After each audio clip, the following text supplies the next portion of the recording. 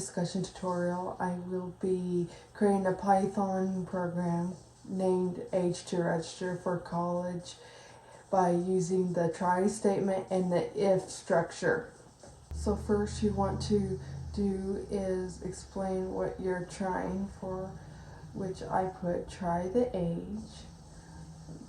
Then I open the try statement. Next, I'm going to create the if structure by starting it with if age is greater than 18, which would be the age to register for college. I put print you are old enough to register for college. Next, I put elif age less than 18, which would print sorry you are too young to register. And then I close the structure with else, printing have you registered yet. I close the try statement with except, printing please enter your age. Here is what the program looks like when I run it.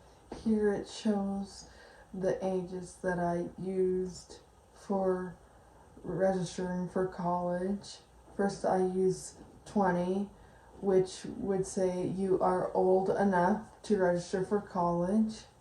Next I use the age 17, which it would say sorry you are too young to register.